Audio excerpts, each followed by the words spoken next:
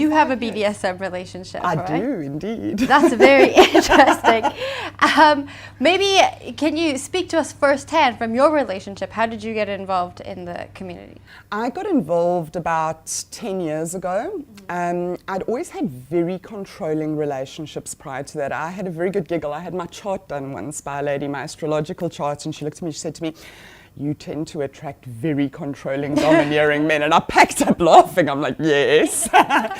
All my relationships prior to that had been very codependent and they'd been very controlling.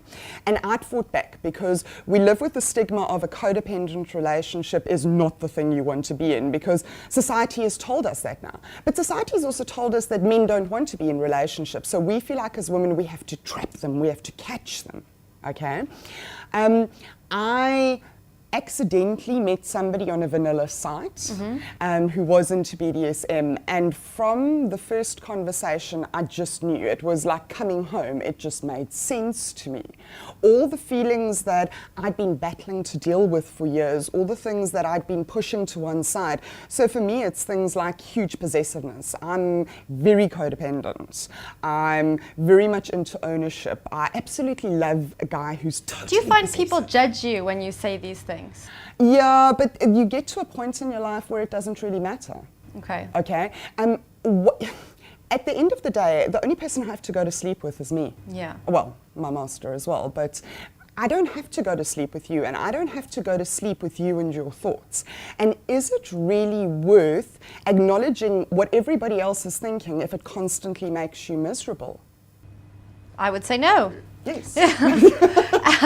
So you obviously call your master your master. Yeah, I do. So how does this relationship work?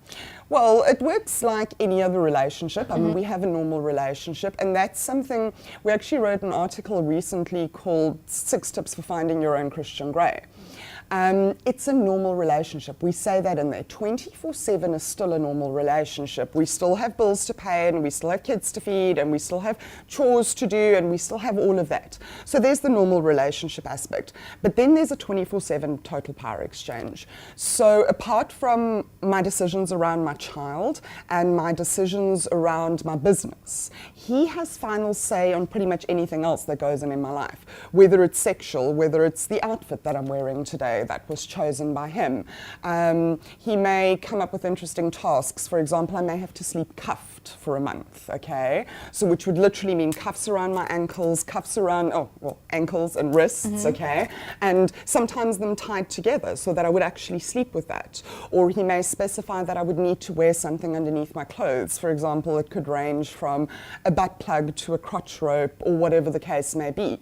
There is no area of my life that he does not feel like he can have total say over, except the one that he doesn't want, which is food control, which I'm very grateful for, because there's a lot of guys who are into food and diet and exercise control, and they'd control everything you consume and how many times a week you exercise, and there's no excuses.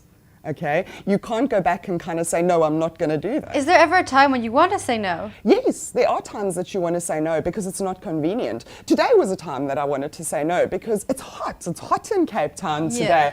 And I'm wearing a pencil skirt and I'm wearing a jersey top. And these shoes. I know, aren't they amazing?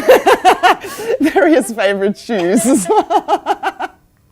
Okay, and yes, there's many times that I want to say no, but because I've embraced the slave parts, the happiness that comes from the saying yes is so much more. And it's a big journey to get to that point. It's not just you're going to wake up overnight and you're going to be okay with it. It's like anything, it takes practice. Sex takes practice. BS relationships take an enormous amount of practice and tolerance on your part. But if you can get to the point where you do accept it, where you are okay with it, you're going to open yourself up to so much more happiness. You said you have a child, right? Yes. It's a girl? It's a girl, yes. Would you want her to be involved in? I would want her to be happy. okay? For me, sexual liberation is an important part of liberation. I want her to be happy whatever she chooses. If she comes back and she's straight and she's absolutely vanilla, then that's her choice. If she comes back and she's a lesbian and she never wants to have kids, well, that's her choice, and I'm pro the not having kids, okay? But she must choose what she wants to choose. I will make the information available to her if she asks me. Does she ask you about your current relationship? Yes, she does. She asks me, and my philosophy is I answer questions honestly, but I would do the same for you, and I would do the same for anybody else that's sitting in front of me. What kind of questions does she have? Various questions. Sure, I can't think of anything off the top of my head now. She's asked questions about things like sex at times, or she's asked, the one night she walked into my room and I was sleeping cuffed and she saw the cuffs and she kind of asked about that, and I said, okay, well, it's a task that's been assigned to me. Now, how many tasks get assigned to you? It depends on the master. It's just, well, how many does your master assign to you? It really depends. I know that there's more coming next week. Okay. How do you know that there's more coming? He's told me. Oh, okay. Yes, okay. he's told me, yes. Do you know what they are? No, I have no idea what's coming up next week. What were your tasks for this week? Well, currently I've got to sleep cuffed every night. He will get involved in what I wear on a day-to-day basis. So for the most part, I've got to wear skirts. And things like if I want to wear jeans, like it's been colder in Joburg the last few days, I ask permission to wear jeans, okay, because he prefers skirts. Right. There's been exercises like I've recently learned how to do a crotch rope, and I've got to practice doing crotch rope. What's a crotch rope? It looks almost like a G-string made out of rope. So it's a specific way that you would tie the rope around yourself that would actually create like a panty or a G-string or whatever the case may be. And it's something that he wanted me to learn, and I have no idea where it's going, but I'm along for the ride. So I'm just going to have fun with it. Okay, cool. So he wants you to learn these things and do these things. And does he have to tell you why, or is it just, or do you? No. Sometimes I'll ask, sometimes I won't. The one thing that I will say from years of experience of dealing with this is if you as a submissive or a slave feel like you cannot go back and ask that question, this relationship is not for you.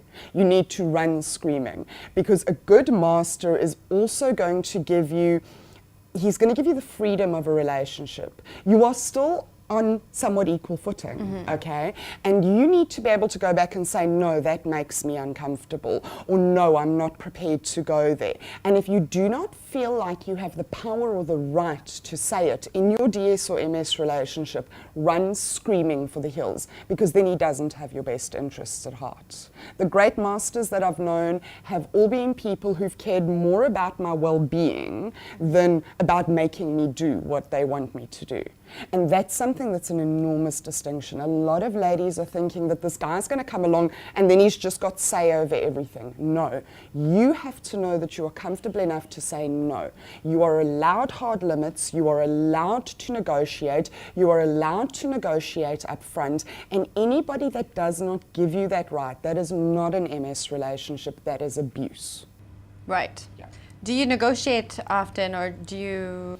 We do. We talk, but we talk on an ongoing basis. Okay. For some people, you must understand that BDSM, it's this very umbrella term that's everything that's not vanilla sex. So some people are just kinksters, some people are just hedonists, some people are just fetishists, okay? Some people will come along and they've only got a foot fetish, or they've only got a panty fetish. Some people only play sexually, okay? For them, the DS stuff only happens in a sexual environment. Some people are neither dominant nor submissive, they're switches. They like to sometimes be dominant and sometimes be submissive. For some people, it's a very casual sex play thing. For others in the community, it's a very deep, bonded, emotional relationship. So there's no standards. There's no right way of doing it. There's no wrong way of doing it. There's no, you have to do it by these guidelines, and you don't want that either. This is your journey. It is your sexual exploration. And the thing that is important is that you are enjoying it all the way along, because it's meant to be pleasurable. It's meant to be fun, and it's meant to be living out your fantasy. And everything you do is meant to contribute towards strengthening your relationship. And if you happen to be a person who's into polygamy, or you're into swinging, or you're into casual sex, then good for you, because that's your choice too. Don't let anybody tell you that there's a right way or a wrong way of doing it.